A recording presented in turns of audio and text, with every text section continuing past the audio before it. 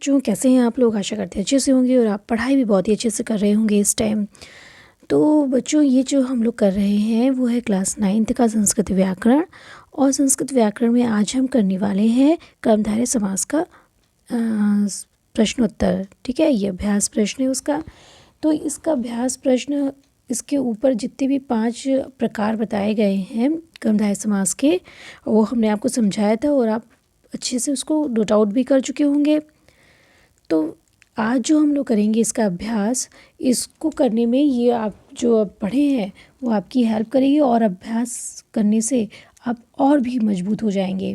तो चलिए इसमें शुरू कर देते हैं। अधरः पल्लवः इव। देखिए, अधरः पल्लवः इव, इव लास्ट में आ गया और अधर मीन्स ओठ पल्लव के समान है।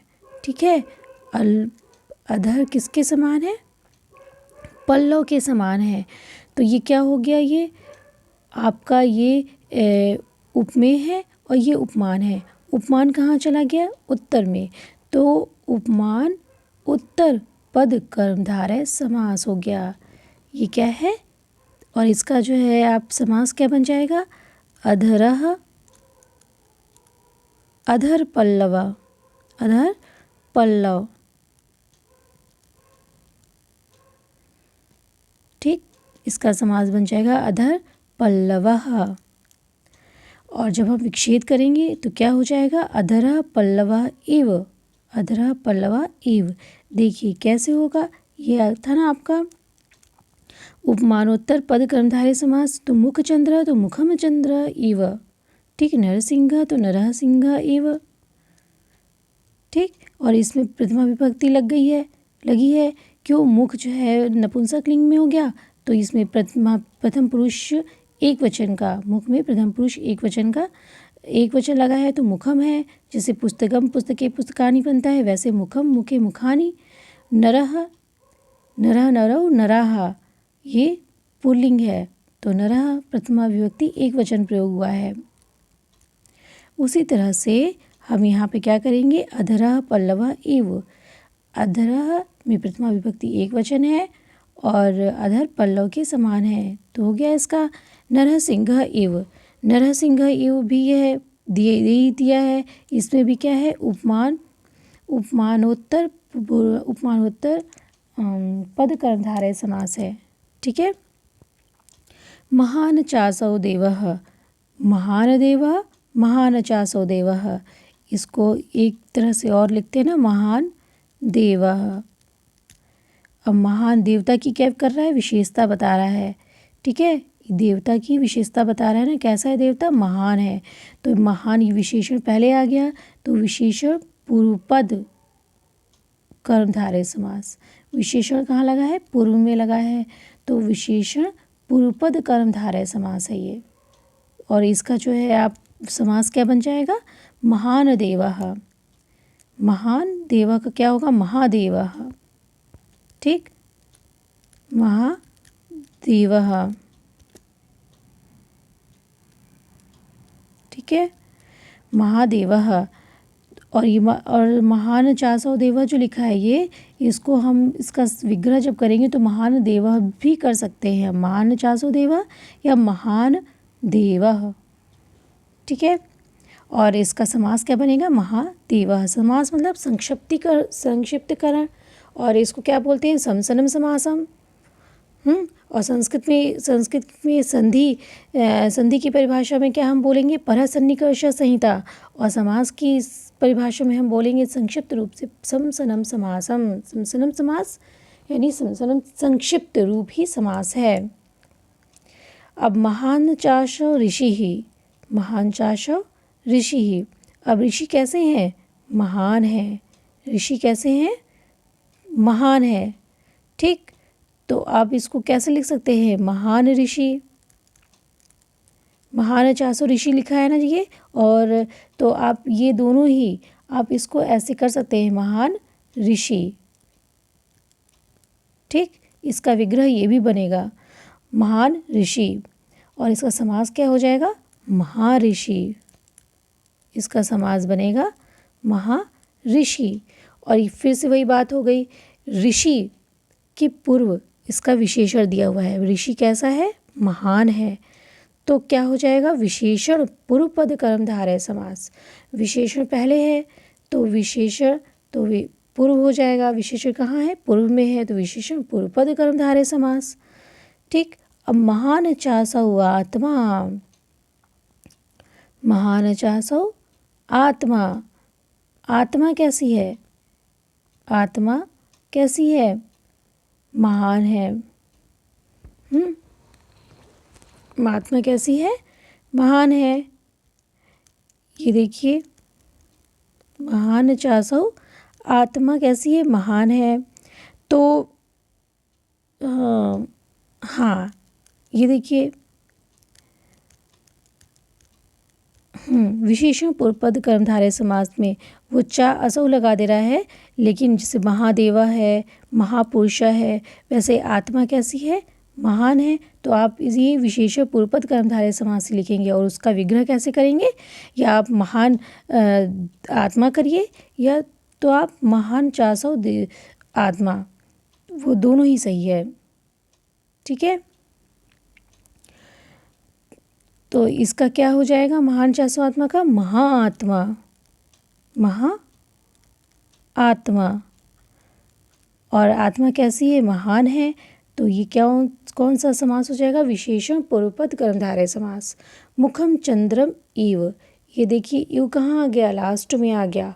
और मुखम, मुख किसके समान है? चंद्रमा के समान है। ये उपमान है। चंद्र क्या है? उपमान है। और मुख उपमेय है। और मुख क्या है? उपमेय है। ठीक है। तो उपमान उत्तर पद कर्मधारय समास। उपमान कहाँ है? बाद में है। उत्तर मतलब बाद में, तो उपमान नोत्तर पद कर्मधारय समास है ये। ठीक। और उपमान उत्तर पद कर्मधारय समास में यू कहाँ लगता है? बाद में लगता है। ठीक है। अब निम्नलिखित पदों में विग्रह करते हुए समास का नाम लिखिए। आप ध्यान से करेंगे तो आप जो है बहुत ही अच्छे से इसको समझ पाएंगे। देखिए क्या है कि देव पुरुषः, देव पुरुषः में क्या है? देवता और पुरुष, ये दोनों ही विशेष है ना। इन देवता कैसा है?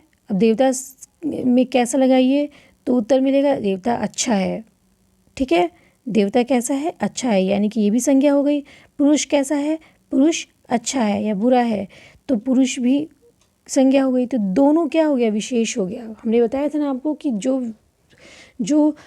विशेष होगा वो संज्ञा से पूर्ण होता है। तो ये दोनों विशेष हो गया। तो ये क्या हो जाएगा? उभय पद विशेष समास। उभय पद क्या है? विशेष उभय पद कर्मधारय समास। दोनों विशेष है तो विशेष उभय पद कर्मधारय समास। तो हम इसको कैसे बनाएंगे? इसका विग्रह देव पुरुषः, तो देवश्च चासौ, देवश्चासौ पुरुषः। ठीक है। देवश्चासौ पुरुषः। अब ये देखिए महापुरुषः, महापुरुषः का आप बता चुके हैं। महान पुरुषः, महान पुरुषः। ठीक। महान पुरुषः तो महान विशेषण है जो पहले आ गया, तो विशेषण पूर्व पद, विशेषण पूर्व में है तो विशेषण पूर्व पद कर्मधारय समास है ये। घनश्यामः, अब देखिए घनश्यामः, एक घन है और दूसरा श्याम है। तो हमेशा हम जो इसमें श्याम कैसा है? श्याम कैसा है? अच्छा या बुरा है? यानी ये विशेषण हो गया, विशेष यानी ये विशेष हो गया, सॉरी। ठीक। और विशेष ही क्या होगा? आपका उपमेय, उपमेय होता है। विशेष क्या होता है आपका? उपमेय होता है। ठीक। जो विशेष होता है वो उपमेय होता है। और अच्छा, यदि आप विशेष जो होगा वही संज्ञा भी होगी। संज्ञा ही अक्सर विशेष होता है और विशेष ही उपमेय होता है। तो आप विशेष का पता लगाने के लिए उससे प्रश्न करिए क्या कैसा का अच्छा बुरा उत्तर मिलता है तो समझ जाइए कि वो विशेष है। तो श्याम कैसा अच्छा है बुरा है, तो यानी कि ये उपमेय हो गया। उपमान घन है, बादल है, घन श्याम, श्याम घन के बादल के समान श्याम। तो ये उपमान पहले हो गया। उपमान कहाँ हो गया? पूर्व में हो गया। तो उपमान पूर्व पद कर्मधारय समास हो गया ये। ठीक है, ये क्या हो गया? उपमान पूर्व पद कर्मधारय समास। ठीक है, कर्मधारय समास। अब ये कौन सा आता है? शीतोष्ण। शीत और उष्ण, शीत और उष्ण ये दोनों विशेषण है ना। शीत ठंडा गर्म, ये दोनों विशेषण हुआ। तो शीत च उष्ण, शीत च उष्ण। यहाँ पे च लग गया है तो च लग गया है तो द्वंद्व समास में भी च लगता है, लेकिन कंफ्यूज होने की ज़रूरत नहीं है। देखिए ये है शीतम च उष्णम। शीत और उष्ण क्या है? नपुंसक लिंग में है, तो हम इसको लिखेंगे शीतम च उष्णम। ये हो गया आपका उभय पद, विशेषण उभय पद कर्मधारय समास है। क्या है? विशेषण उभय पद कर्मधारय समास। तो शीतोष्णम को लिखेंगे शीतम च उष्णम च, शीतम च उष्णम विशेषण उभय पद कर्मधारय समास। सुपुरुषः अच्छा पुरुष। सु मतलब अच्छा, और पुरुष कैसा है? अच्छा है। ठीक है, और कु मतलब बुरा होता है और सु मतलब अच्छा होता है। तो सु अच्छा है, पुरुष कैसा है? अच्छा है। पुरुष की विशेषता बता रहा है कि वो कैसा है? अच्छा है। तो ये कौन सा समास हो गया? विशेषण। ये विशेषण हुआ ना सु, तो विशेषण पूर्व पद कर्मधारय समास हो गया ये। मधुर फलम। फल कैसा है? तो फल मधुर है, मीठा है। तो मधुरम फलम, मधुरम फलम। इसका विग्रह हो जाएगा मधुरम फलम। अब यहाँ पे एक चीज़ नोट करिए भाई, हमने जो ये लिखा मधुरम फलम, ये हो गया गलत। क्यों? क्योंकि जो है ये जो हमारी मोनुस्वार संधि है वो क्या कहती है कि यदि बाद में कोई व्यंजन हो तो हमारा जो अनुस्वार होता है, वो जो म होता है वो अनुस्वार में ऊपर चला जाता है, यही तो कहता है। हाँ, तो हम हमेशा ऐसे ही लिखेंगे। ठीक है, मधुरम फलम हम अनुस्वार लिखेंगे, ये हमारा जो सेंटेंस है ये गलत हो जाएगा। ठीक, जब शुद्ध वाक्य करने को आता है ना, तो आप इन सब चीज़ों का ध्यान रखा जाता है। तो ये आपका गलत हो जाएगा, ये सही हो जाएगा मधुरम फलम। ये विग्रह हो गया। और समास क्या हो गया इसका? आपका समास का नाम क्या हो गया? मधुर मतलब मीठा, फल, फल की विशेषता क्या है? वो मधुर है, तो वो हो गया आपका विशेषण पूर्वपद कर्मधारय समास। नीलोत्पलम, नील लोत्पल, ये भी क्या हो गया आपका? उत्पल, नीलोत्पल, ये भी विशेषण पूर्वपद कर्मधारय समास है। देख लीजिए, नीलोत्पलम क्या है? नीलम उत्पलम, ये भी आपका क्या है? विशेषण पूर्वपद कर्मधारय समास है। तो इसका विग्रह भी दिया हुआ है, आप नीलम उत्पलम लिखेंगे और विशेषण पूर्वपद कर्मधारय समास लिखेंगे। नील लोहित, नील और लोहित, ये देखिए नील मीन्स नीला और लोहित मीन्स लाल होता है, तो ये दोनों विशेषण हैं। तो विशेषण उभय पद कर्मधारय समास हो गया, विशेषण उभय पद कर्मधारय समास। ठीक है, और ये जितना भी हमने बताया ये आपको इस तरह से आप शब्दों को का अर्थ जान करके, प्रश्न पूछ करके उससे आप उसमें उपमेय उपमान का पता लगाइए, कौन विशेषण है कौन विशेष, उसका पता लगाइए और पता लगा करके उसी के आधार पर कर्मधारय समास के प्रकार को लिखिए।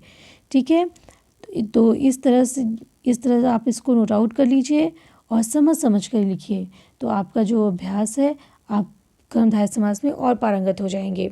फिर कोई भी क्वेश्चन आपसे गलत नहीं होगा। तो बच्चों ये वीडियो आपको कैसा लगा ज़रूर बताइएगा। अगली वीडियो में हम लोग द्वंद्व समास पढ़ेंगे और छोटे छोटे वीडियो के माध्यम से हम लोग जब पढ़ेंगे तो आपको बोरियत भी महसूस नहीं होगी और आप अच्छे से कर भी ले जाएंगे। और यदि अच्छा लगा हो तो उसको लाइक कर दीजिए इस वीडियो को, और अपने दोस्तों को शेयर भी कर दीजिएगा, ठीक, ताकि वो भी उसका लाभ उठा सकें। और अभी तक आपने सब्सक्राइब नहीं किया है तो इसको सब्सक्राइब भी कर दीजिए, ठीक, और सब्सक्राइब करके बेल बटन भी दबा दीजिएगा। तो मिलते हैं अगले वीडियो में, तब तक के लिए नमस्कार।